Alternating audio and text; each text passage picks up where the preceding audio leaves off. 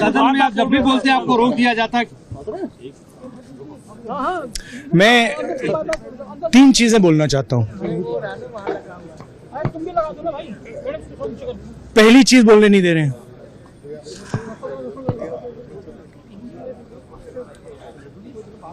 मोदी जी घबराए हुए हैं। आपने देखा जो ट्रेड डील 4 महीने से रुकी हुई थी 4 महीने से कुछ बदला नहीं। किसी न किसी कारण, जो मैं जानता हूं नरेंद्र मोदी जानते हैं, नरेंद्र मोदी जी ने कल शाम उस डील को साइन कर दिया। नरेंद्र मोदी जी पर प्रेशर है, भयंकर प्रेशर है। और नरेंद्र मोदी जी का जो इमेज का गुब्बारा है, जो हजारों करोड़ रुपए लेकर बनाया गया था, वो फूट सकता है। इशू ये नारावाने की स्टेटमेंट नहीं है, ये साइड शो है, और वो भी जानते हैं, मैं भी जानता हूं। मेन बात ये है कि हमारे प्रधानमंत्री को कॉम्प्रोमाइज कर दिया गया है। किसने किया है, कैसे किया है, ये हिंदुस्तान की जनता को सोचना है।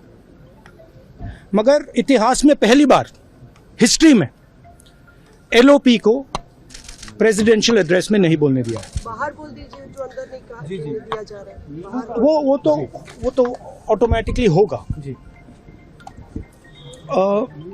बट ये आप समझिए, और हिंदुस्तान के जो किसान हैं, आप सब समझिए कि इस ट्रेड डील में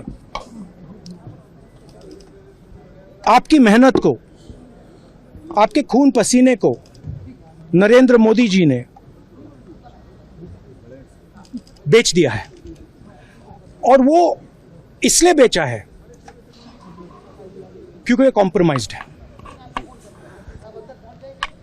सिर्फ आपको नहीं बेचा है, देश को बेचा है।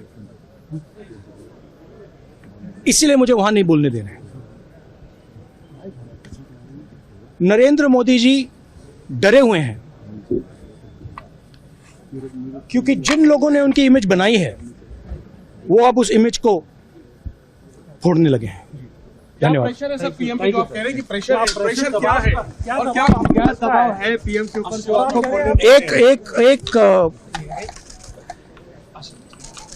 एक अदानी जी पर केस है यूनाइटेड स्टेट्स में। वो अदानी जी को टारगेट नहीं कर रहा है, वो नरेंद्र मोदी के फाइनेंशियल स्ट्रक्चर को टारगेट कर रहा है। एक वो है। दूसरा है एप्स्टाइन फाइल्स।